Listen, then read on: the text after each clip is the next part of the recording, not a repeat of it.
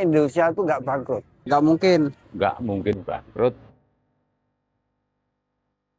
Belakangan ini media sosial ramai membahas isu Indonesia menuju bangkrut. Tidak sedikit pakar, pengamat maupun konten kreator yang ikut membahas kondisi ekonomi Indonesia. Namun di tengah berbagai pendapat tersebut, kami menemukan jawaban yang menarik dari beberapa warga yang kami temui di Jogja. Mereka sepakat, nggak mungkin negara bangkrut. Tapi benarkah demikian? Hari ini kita tidak akan membahas teori ekonomi atau angka-angka yang rumit. Kita hanya akan melihat apa yang terjadi di lapangan. Apakah roda ekonomi masih berputar? Atau justru kekhawatiran itu memang mulai terlihat? Perjalanan dimulai dari Malioboro, salah satu kawasan yang menjadi wajah pariwisata Jogja. Di sini, ribuan orang datang dan pergi setiap harinya. Wisatawan mungkin datang untuk berlibur, tapi bagi sebagian orang, keramaian ini adalah sumber penghasilan. Saat malam, mari pindah ke alun-alun Kido, tempat yang tidak hanya menjadi ruang rekreasi, tetapi juga ruang mencari nafkah bagi banyak orang.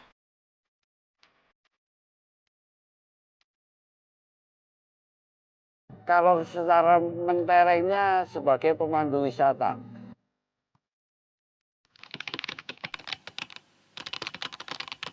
Hari-hari biasa cukup ramai, cuman kalau hari libur lebih ramai lagi dan padat. Dari alun-alun selatan ini ada namanya, kalau kerennya Masangin. Jadi masuk antara dua pohon beringin. Jadi tujuannya adalah masuk di antara dua pohon beringin. Nah, kesempatan 3 kali. Yang pertama adalah untuk melestarikan tradisi dan budaya. Yang kedua, ngetes konsentrasi. Dan yang ketiga, banyak yang percaya ada mitos. Mitos itu bukan nyata, bukan fakta, tapi kalau kita yakini bisa jadi nyata, bisa jadi fakta.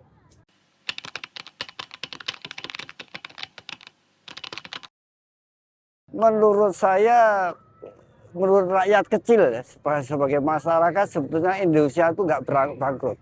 Contoh ya, seperti contoh, Jogja katanya daerah termiskin, tapi nyatanya perekonomian bisa berjalan dengan baik.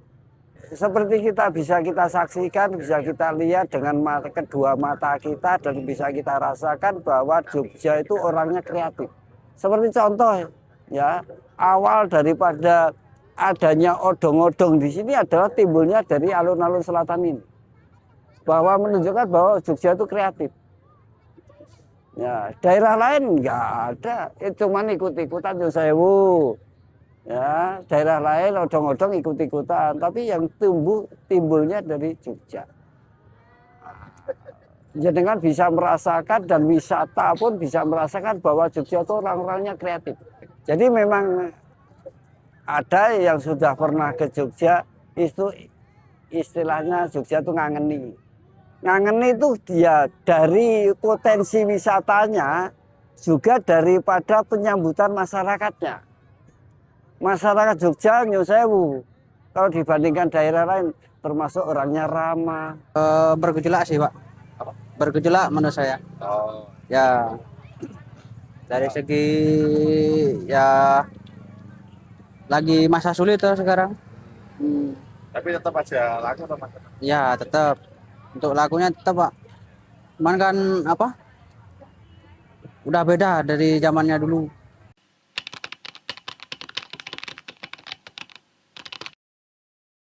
Oh, kalau itu belum setuju saya, Pak. Isunya nggak mungkin. Kenapa? Karena kan kita negara, Pak.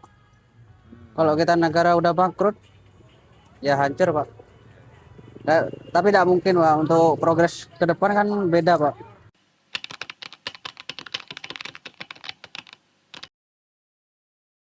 Ya, perbanyak itu, Pak. Apa namanya? Produk kita tuh, bersaing. Bersaing produk kita, bahwasannya produk kita berani lah gitu.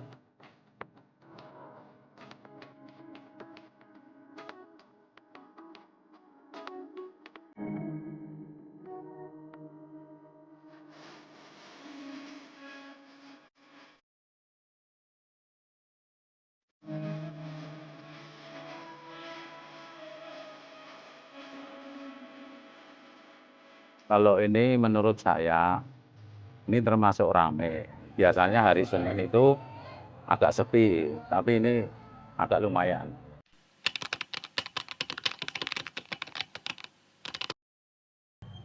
Tugu, Malioboro, ya tambah Keraton, Pasar Ngasem malahan sekarang mah tambah rame.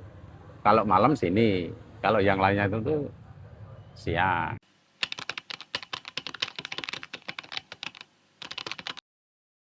Kalau saya nggak bisa mengatakan gimana-gimana, cuman satu, nggak mungkin bangkrut, gitu aja. Pertimbangannya karena saking banyaknya orang, kenapa saking banyaknya orang, tapi wisata mana-mana bisa rame. Nah, itu pertimbangannya. Dari 1 hari berkeliling Jogja, tentu kita tidak bisa menyimpulkan kondisi ekonomi seluruh Indonesia. Tetapi setidaknya dari apa yang terlihat hari ini, roda ekonomi masih terus berputar. Pedagang masih berjualan, wisatawan masih berdatangan, dan banyak orang masih menggantungkan hidupnya dari aktivitas yang terus berjalan setiap hari. Mungkin setiap daerah memiliki cerita yang berbeda, tapi setidaknya hari ini, Jogja masih menunjukkan satu hal, kota ini masih bergerak.